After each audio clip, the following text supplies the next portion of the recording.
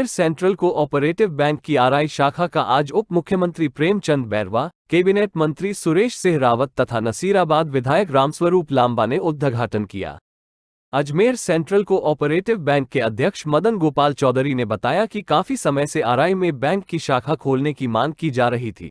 आज आरआई निवासियों का सपना पूरा हुआ। कार्यक्रम के दौरान उप मुख्यमंत्री प्रेमचंद बैरवा, कैबिनेट मंत्री सुरेश सिंह ने राजस्थान सरकार द्वारा ग्रामीण क्षेत्र में किए जा रहे कार्यों को बताया। रावत ने इस दौरान ईआरसीपी योजना की जानकारी देते हुए ईआरसीपी को राजस्थान के विकास के लिए महत्वपूर्ण बताते हुए प्रधानमंत्री नरेंद्र मोदी का आभार व्यक्त किया।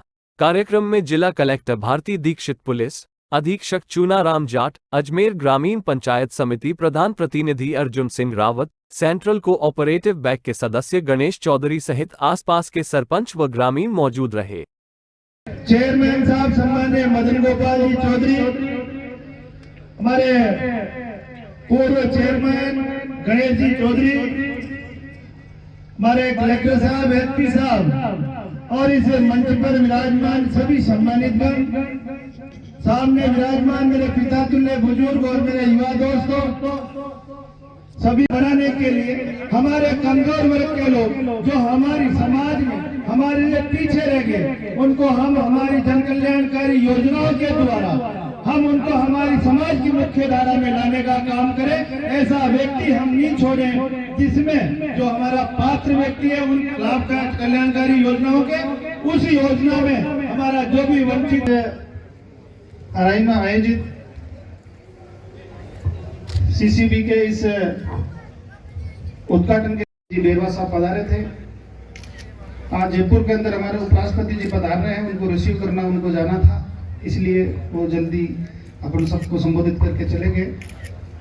आज हमारे बीच में नसीराबाद के लोकप्रिय विधायक भाई रामस्वरूप जी लांबा साहब, हमारे सेंट्रल कोऑपरेटिव बैंक अजमेर के लोकप्रिय अध्यक्ष भाई मदन गोपाल जी, हमारी कलेक्टर साहिबा, एसपी साहब और हमारे अजमेर ग्रामीण के प्रधान प्रतिनिधि भाई अर्जुन जी, गणेश जी, यहाँ के हमारे लोकप्रिय सरपंच साहब, मंडल अध्यक्ष और समस्त मंच पर विराजे हुए अतिथिगण और मेरे सामने विराजे हुए सभी किसान भाइयों, युवा साथियों और माताएं बहनों, भाई सहकारिता के संबंध में तो आपको मदन गोपाल जी ने इतना बता दिया, बताने की आवश्यकता है क्या? नहीं है ना, सारी बता दी बातें। और मैं भी एक बैंक का अध्यक्ष था पहले, तो अब सरकार ने मंत्री बना दिया तो मदन गोपाल जी ने हटा दिया मेरे को। क्या किया, आप दो जगह नहीं रह सकते। हाथी की सवारी मिली है सर, हम घोड़े पे, उस पे क्या काम। तो मैं भी इस सहकारिता आंदोलन से जुड़ा हुआ हूँ काफी लंबे समय से।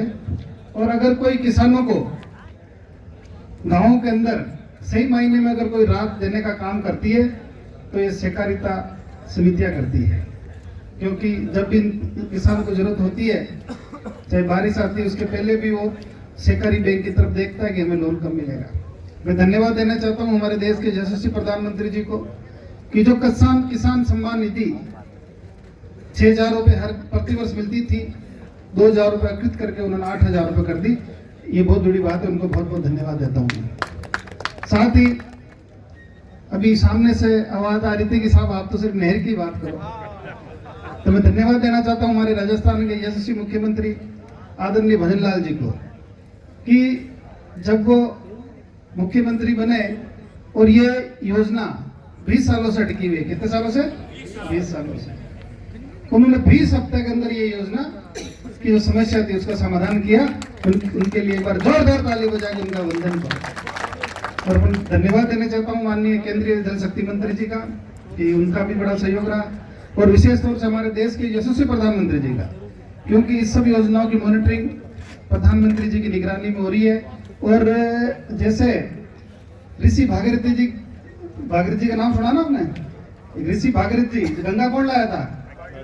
भागीरथी लाए थे ना। तो ऐसे ही मोदी जी भी अपने राजस्थान में गंगा ला रहे हैं। तो ये राजस्थान में अपना अजमेर, टोंक, जयपुर, दौसा, सवाई माधोपुर, अलवर, करौली, भरतपुर, झालावाड़, कोटा, बूंदी, ऐसे करके पूरे लगभग राजस्थान के जो पुराने तो 13 जिले थे, अब बढ़ गए तो ज्यादा हो गए। 40% आबादी से लाभान्वित हो गई। जब माननीय मुख्यमंत्री जी ने मेरे को इस महत्वपूर्ण विभाग का मंत्री बनाया, तो मंत्री बनते ही सबसे पहले मीटिंग मैंने इसी की ली, क्योंकि दिल्ली में इसकी मीटिंग होने वाली थी, इस योजना के लिए मैंने। तो जब मैंने अजमेर जिले का नक्शा देखा तो उसके अंदर तो कुछ जुड़ा हुआ ही नहीं था, सिर्फ बिशनपुर का बांध था। तो मैंने पूछा, भाई ये अजमेर जिले का आपने नाम तो दे रखा है, पर इसके अंदर अजमेर जिले को क्या दे रहे हो आप, कि साफ पीने का पानी दे रहे हैं? तो मैंने कहा वो तो अभी भी पी रहे हैं बिशनपुर का। तो फिर बात करके उनको जुड़वाया, वो जुड़ गया। डीपीआर भी लगभग जो केंद्रीय जल आयोग है वहाँ उसको सबमिट करा दी। जल्दी इसका जो केंद्र की मोदी जी की सरकार है, कैबिनेट में हो जाएगा, जल्दी अप्रूव हो जाएगी। और हम कोशिश करेंगे कि लोकसभा के चुनाव से पहले पहले माननीय मोदी जी आएंगे और इसका शिलान्यास करके योजना को आगे बढ़ाएंगे। ये बहुत ही बड़ी, बहुत ही महत्वपूर्ण योजना है। और ये माननीय अटल बिहारी वाजपेयी जी का सपना था, नंदी जोड़ो था नहीं था ना? जब वो प्रधानमंत्री जी बने थे तो उन्होंने देश की सबसे बड़ी पंचायत संसद में कहा था कि हमारी देश की नदियां जुड़नी चाहिए, क्योंकि अपने पास जो पानी आ रहा है ना बरसात के अंदर, मध्य प्रदेश के उत्तर चंबल नदी, पार्वती नदी और काली सिंध नदी आपस में जुड़ी हुई है, और इसका ओवरफ्लो होकर समुद्र में चला जाता है। समुद्र में किस काम का भाई? तो वो समुद्र में जो पानी चला जाता है वो उसको कैनाल के थ्रू ऊपर इधर लाएंगे। अब इंदिरा गांधी नहर आप देखते हो ना कितने सैकड़ों किलोमीटर तक जाती है, या नागौर तक आ रही है अपने, तो सब किसानों को फायदा मिलता है। इसलिए मेरे किसान भाइयों, अगर किसानों की सुध लिए तो मोदी जी ने लिए, किन्होंने लिए? अगर किसानों की सुध लिए भजन लाल जी ने, किसने लिए? हाँ, इसलिए अभी समय आ रहा है मोदी जी को उनका ऋण चुकाने का, तो सब लोग ध्यान रखना भाइयों। अब आप सब लोग, क्योंकि बोलने को तो बहुत कुछ अभी समय लगेगा, मेरे को भी आगे कई प्रोग्राम है। हमारे आना पे आपने शानदार मान सम्मान स्वागत किया, इसके लिए मैं आपका हृदय से आभार प्रकट करता हूँ। और मेरे लिए किसी भी प्रकार का कोई भी काम हो तो आप हमेशा बताना, क्योंकि मैं आज जिस जगह हूँ आप सब लोगों की वजह से ही हूँ, सब लोगों का आशीर्वाद की वजह से ही हूँ।